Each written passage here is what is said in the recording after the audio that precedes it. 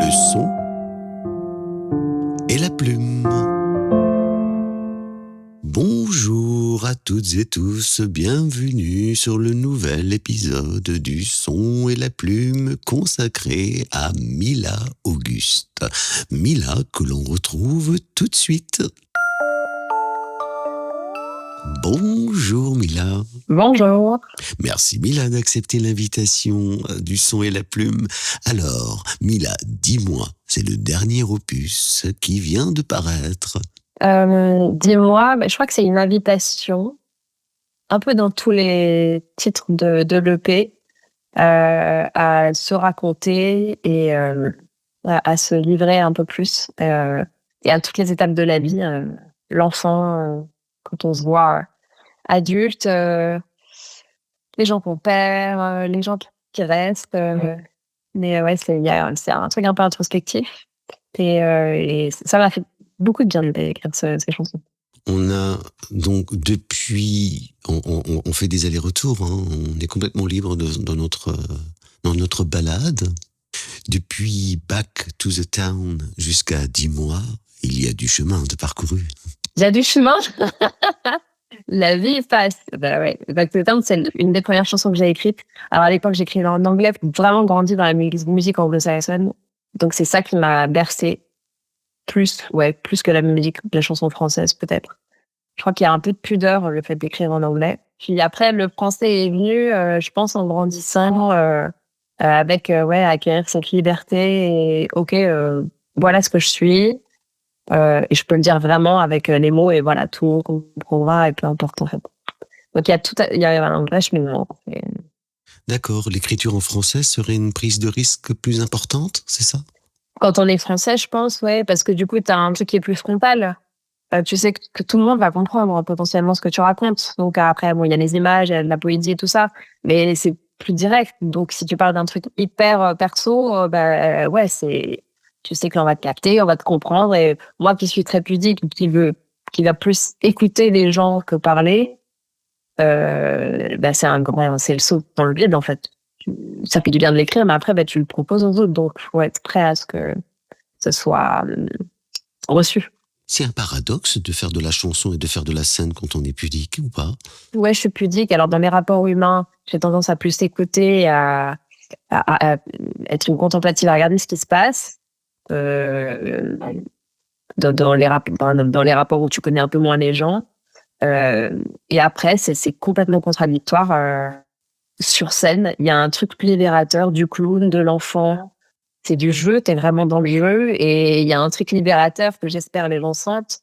De toute façon, on s'en fout. On peut être ridicule, drôle, émouvant, mais on est là pour ça. Et c'est à ce moment-là qu'on peut laisser les trucs couler, quoi.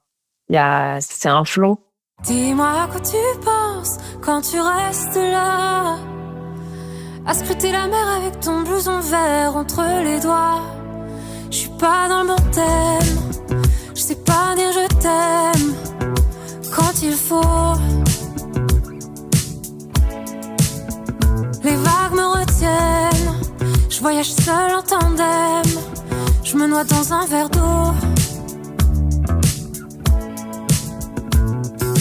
Regarde-moi, encore une fois. Regarde-moi, t'es presque un grain de sable qui file entre mes doigts.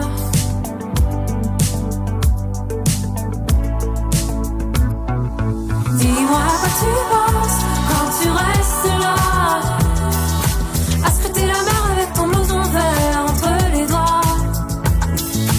Replonge encore avec moi une dernière fois. Tes lèvres ont le goût du sel, des promesses qu'on renouvelle. Dis-le-moi encore une fois. Comme dans les vacances romaines, moi je veux être ta reine. Je suis pas si forte que tu crois. Plonge avec moi, encore une fois. Plonge avec moi. Plonge avec moi.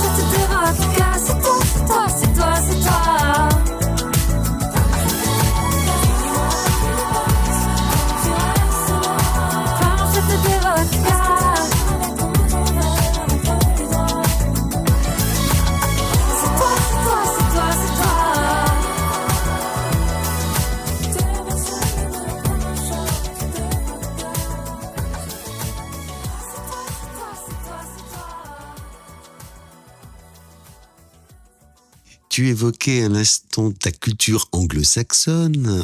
Tout de même, dans ton premier album, Back to the Town, on a un premier titre en français, Réveille-moi. C'est vrai, j'ai commencé à dire des choses.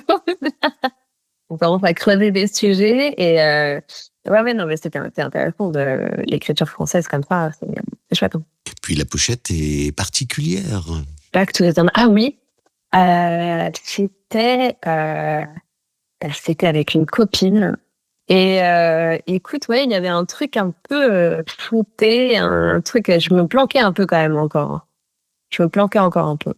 Et j'avais toujours une fiole, je portais toujours une fiole en argent. Je crois que c'est un truc berbère de mettre de l'opium dedans, mais c'était un peu mon gris-gris. Ça me rassurait d'avoir ça. Et chacun son petit truc, et moi j'avais toujours mon petit gris-gris comme ça. Ah oui, un peu un petit rituel et besoin d'avoir des bijoux sur soi.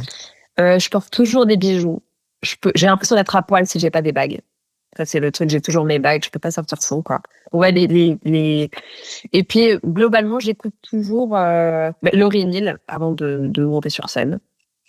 J'aime bien. Elle m'apaise. En 2016, on a un nouvel opus, Mila Auguste. Et là, la pochette évoque un autre univers. On change les couleurs, ta posture. Là, j'étais inspirée beaucoup par l'art japonais et par les tenues un peu guerrières et on a fait un clip sur Guerre au cœur. Et donc, il y avait ce truc un peu combatif, mais avec une certaine poésie, une certaine finesse, donc quand même un peu de féminité. J'étais vachement inspirée par ça. Et là, on a fait cette photo sur le tournage de Guerre au cœur.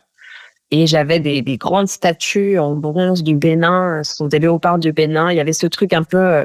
il y a toujours une position un peu vestale de la position forte de la femme, de guerre, mais c'est un peu une guerrière de l'amour quand même. Il y a toujours quand même cette vision de la tendresse que j'ai toujours envie de porter avec moi.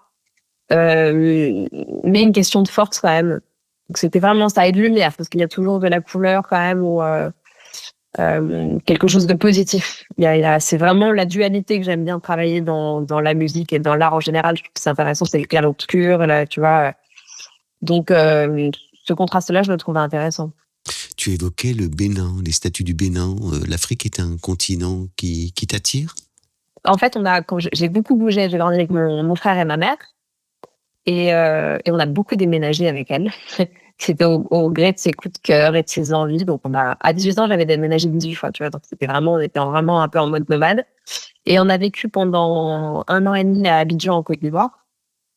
Et j'avais 6-7 ans. Et c'est quand même là, je pense, où tu commences à intégrer une chose et les retenir, tu vois. Ou si j'ai pas des souvenirs hyper clairs, en tout cas, t'as des sensations et des choses très fortes. Et la Côte d'Ivoire, pour moi, c'était hyper fort.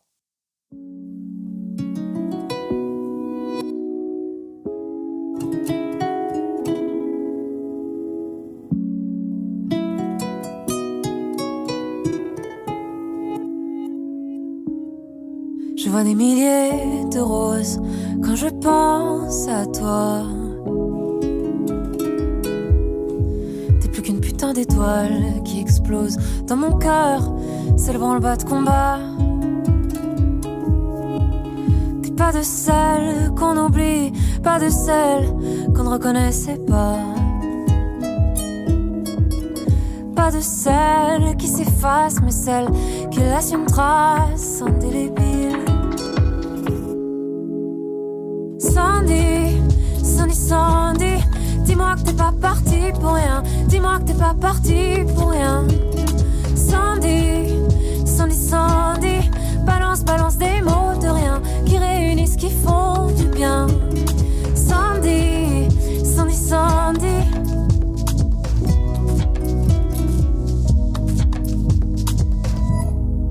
Je n'avais pas eu ma dose, toute ma dose de toi. Et ton avis sur les choses, aussi tranchant qu'il soit. T'es pas de celle qui minaudait, pas de celle qu'on ne reconnaissait pas. Pas de celle qui se tait, mais celle qui laisse une trace indélébile. Sandy, Sandy, Sandy, dis-moi que t'es pas parti pour rien. Dis-moi que t'es pas parti pour rien. Sandy, Sandy, Sandy, balance, balance des mots de rien qui réunissent, qui font du bien. Sandy, Sandy, Sandy.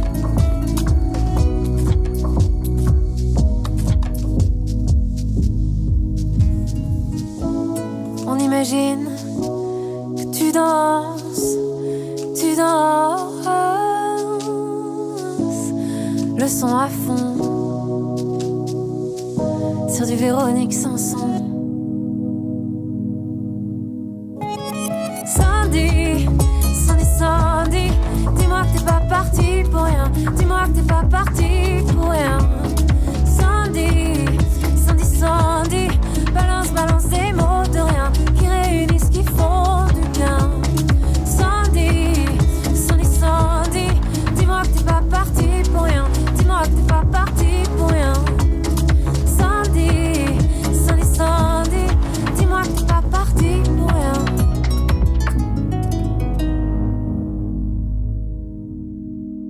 On sent dans ta musique que la percussion, le beat, la pulsion prend une place importante. Dans l'EP Gare au cœur, on avait travaillé avec Pavle Kovacevic et Florent Livet. Enfin, c'est Pavle qui avait réalisé l'EP. Et effectivement, moi, j'arrive toujours avec des maquettes en studio. Tu vois, je construis d'abord toute seule les morceaux et après, j'arrive avec quelque chose de très arrangé. Ce qui est pas forcément très malin parce qu'il faut après se départir de tout ça. Et puis, je pense que je me planquais encore derrière pas mal des percussions. Parce qu'évidemment, c'est hyper important pour moi, mais j'ai l'impression que plus le temps passe, plus j'ai envie de défaire de ça, garder cette notion de rythme, parce que de toute façon, elle est inhérente à ma manière d'écrire, je crois, dans le phrasé, dans la façon dont je scande les mots, parfois rythmiquement. Donc, plus le temps passe et plus j'ai envie de me défaire de ce qui était dans Gare au cœur, dans cette EP-là très chargée. Et je me planquais encore, un peu derrière l'anglais et un peu derrière toutes ces percussions, ces cordes, ces cuivres, j'en mettais plein, je crois, pour être encore pas trop visible. Mila, tes prods, tu les réalises où et comment? En fait, j'habite en Corse du Sud, donc j'ai un studio chez moi. Oui, je travaille chez moi, quoi, dans mon studio. J'ai clavier, guitare, basse, tu vois, je fais mes prods toute seule. Parce que souvent, je sais pas, un riff ou un truc va m'emmener des mots. Parfois, que après, les mots viennent pas forcément au début. Je peux être très vite emmenée par une musique plutôt que l'inverse. La musique peut être un point de départ, c'est ça? Ouais, ça peut souvent être mon point de départ. Je vais être portée par un truc que du coup, je me dis, ça m'ambiance sur ça, j'ai des mots qui sortent, et puis après, je construis un fil sur ce village. Ce qui est intéressant là-dedans, je trouve, c'est de se laisser conduire par son inconscient. C'est-à-dire que la musique t'emmène dans une certaine sensibilité, tu vois, une certaine émotion. Du coup, j'ai des mots qui sortent. Je suis pas dans une conscience de ce que je suis en train de dire, mais après, je couche sur le papier des mots. Ah ouais, en fait, je suis en train de parler de ce sujet-là. Ok, c'est ça dont j'ai besoin de parler. Tu te lances et c'est à l'arrivée à destination que tu vois le parcours que tu as fait, quoi. Ouais, c'est ça. Mais j'aime bien parce que du coup, c'est vraiment comme un enfant qui est en train de faire un truc et que tu sais pas du tout ce qu'il est en train de faire lui non plus. Et qui, à la fin, ça va être incroyable. Il y a vraiment ce truc du jeu. Je me demande si c'est pas ça la créativité, en fait. Ne pas savoir et découvrir et créer et être même l'objet de la créativité. C'est ça. Être l'outil et l'objet. Tu vois, ouais. de laisser la pensée, elle est pas là, elle est absente, et d'être dans une autre dimension, en fait. Sans aucune volonté, en fait. C'est juste le jeu comme dynamique. On a des singles, des EP, et on a des covers aussi. Ouais, c'était intéressant j'ai envie beaucoup dans l'écriture de faire quelque chose de très phrasé, toujours dans cette quête de simplicité et d'épuré, d'oublier un peu la mélodie, ou en tout cas de s'en éloigner pour faire quelque chose de presque parlé. Les covers de Luigi et L'Homme Pâle, c'était intéressant de les faire pour ça. C'est des chansons que je trouve très belles, très bien écrites, et puis pour ce chemin-là, quoi, d'emmener vers ça. J'ai commencé à faire des concerts avec mon frère. Je jouais pas d'instrument. Et après mon école de musique, je jouais un peu de guitare, mais du coup, on s'est dit, bon, on va faire des concerts ensemble. Et donc, il fallait mettre le pied à l'étrier costaud, quoi. Et en, je sais pas, 5 mois, j'ai appris à jouer de la guitare. Et après, on faisait des tournées d'été en Corse, guitare, voix, percussion. Donc, la guitare, c'est l'instrument que je maîtrise le mieux. Et voilà, donc je m'accompagne seule sur scène. Tu as un parcours de musique classique en apprentissage? Non, en fait, j'ai fait une école à Paris de chansons. Et après, donc j'ai fait, je crois, 2 ans là-bas.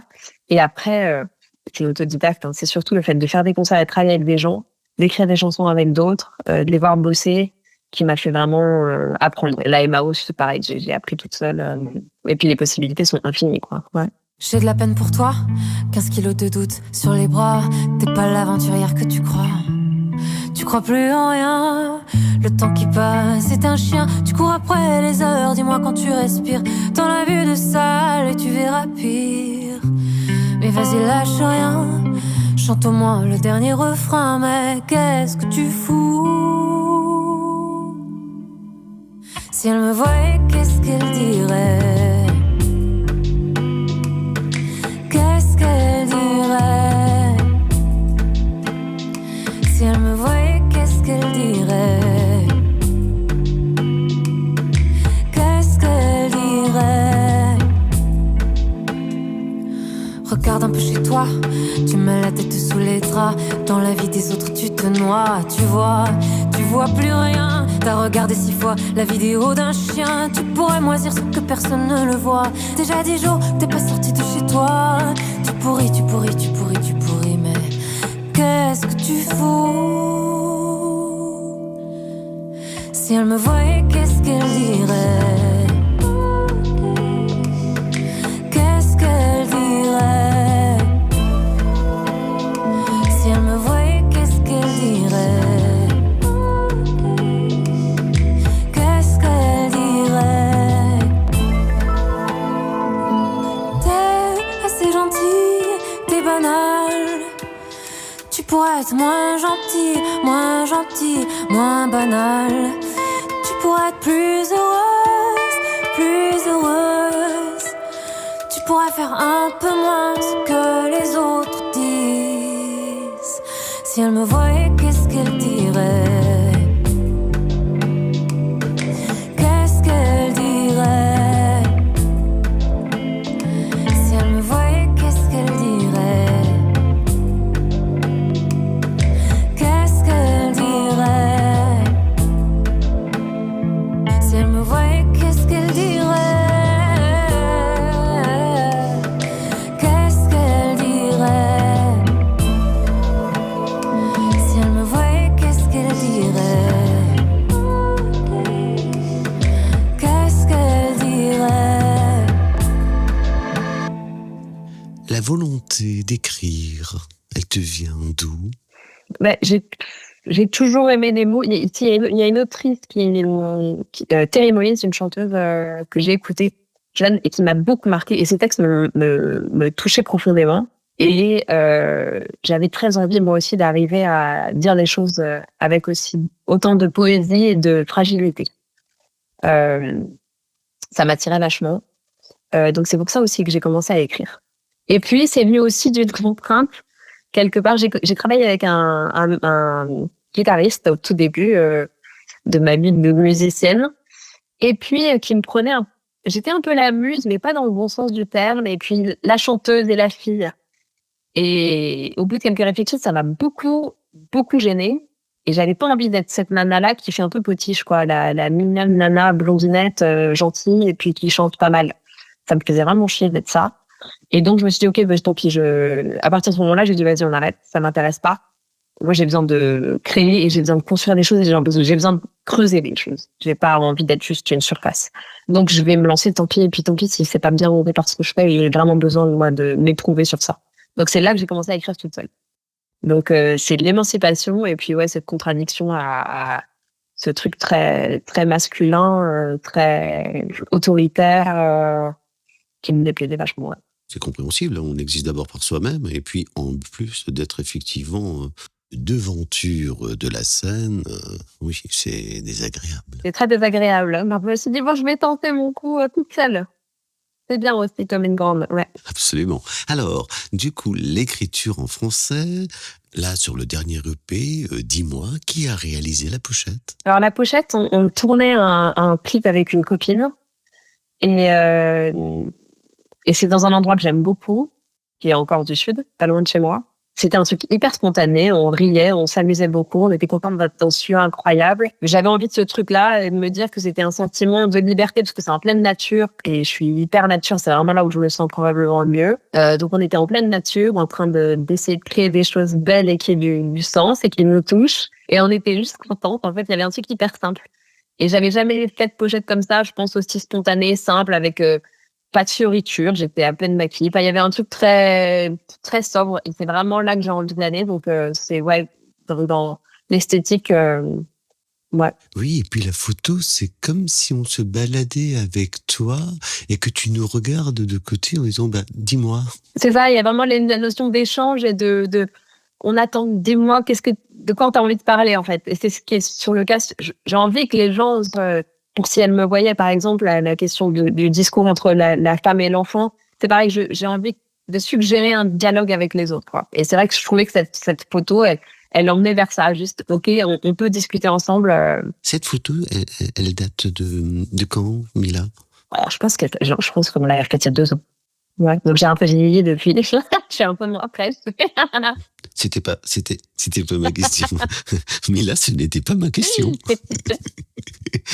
Oui, tu veux dire que tu t'émancipes de plus en plus, bien sûr. Tout à fait. Merci pour la délicatesse. Je suis bien d'accord. Moi aussi, je continue mon voyage. Alors là, dis-moi, on a 5 titres en français. Là, le virage, il est plus qu'entamé. Elle l'a fait. Ça y est, on est sur le bon chemin. Ouais. J'ai fait une pause pendant 6 ans de musique. Ça m'a fait du bien de prendre de la distance et puis d'y retourner pour des bonnes raisons, parce que l'EP d'avant, il n'avait pas bien marché et puis ça me rendait triste et puis j'y voyais plus mon compte et puis c'était compliqué de retrouver le jeu, tu vois, l'amusement. Et donc je me suis dit bon, je suis allée chez la psy déjà pendant un petit moment pour me dire ok, je retourne dans la musique mais en toute liberté. J'ai vraiment envie d'y aller en mode cool et sans, parce que plus t'avances, plus t'as des objectifs et des attentes et les attentes qui peuvent être des blocages totaux sur ta créativité parce que la volonté est là mais elle bloque tout le reste. Et j'avais pas envie de ça, vraiment pas envie de ça.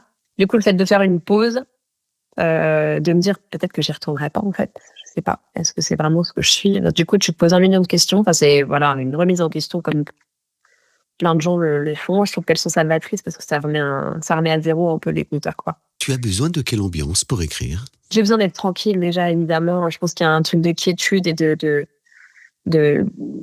besoin d'être assez apaisée ou hyper détendue ou dans une sorte de candeur, un truc très détendu, quoi. Au mieux que ça, c'est léger. Donc, j'étais dans un truc de moquerie et vraiment de légèreté. Je crois que j'ai scandé ce texte, toutes les premières phrases sur un truc, sur une prod rap en rigolant, en me disant, voilà, second degré, vraiment, c'était ça.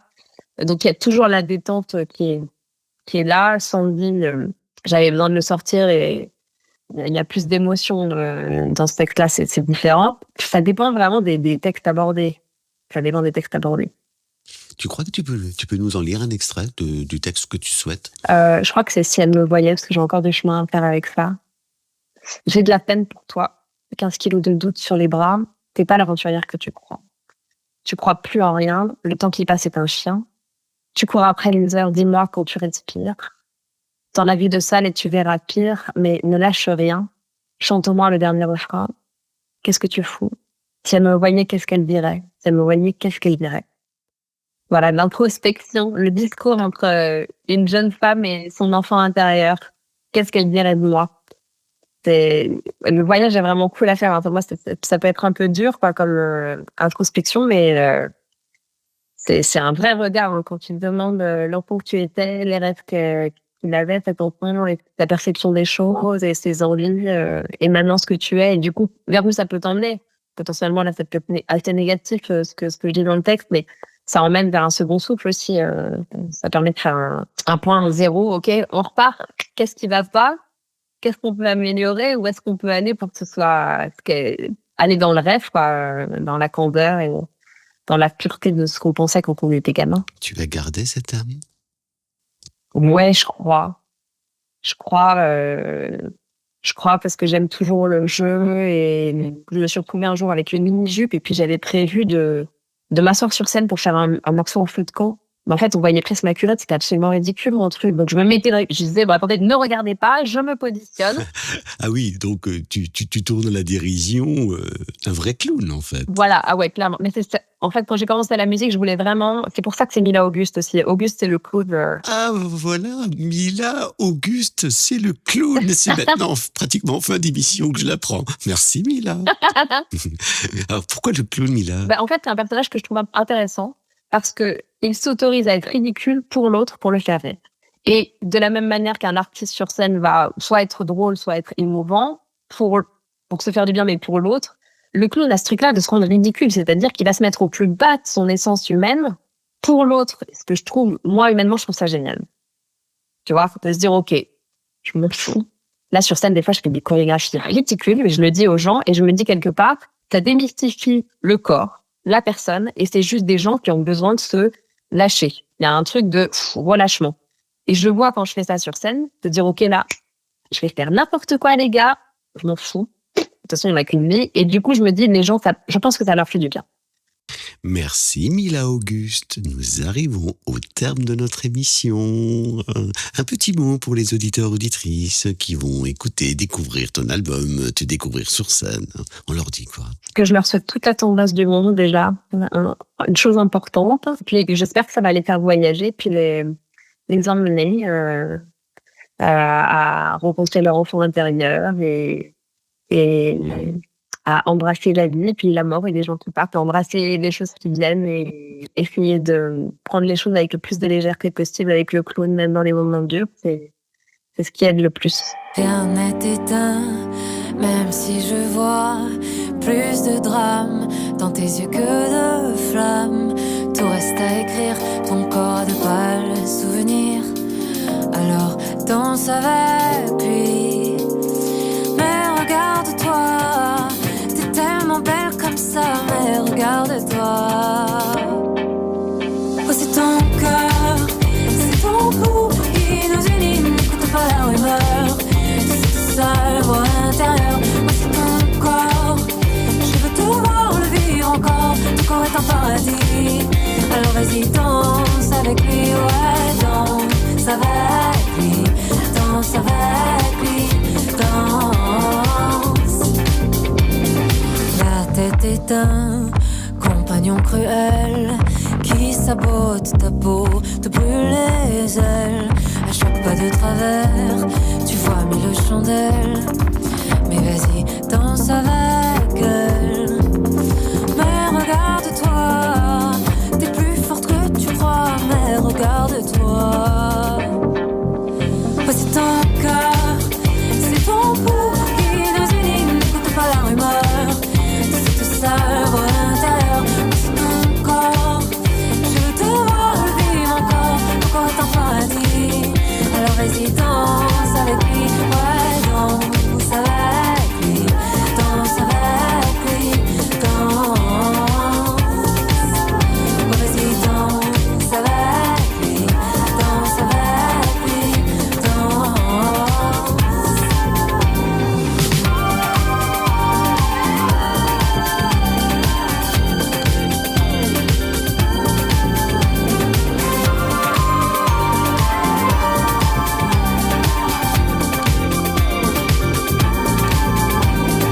Mais regarde-toi, t'es tellement belle comme ça, mais regarde-toi. Ouais, c'est ton cœur.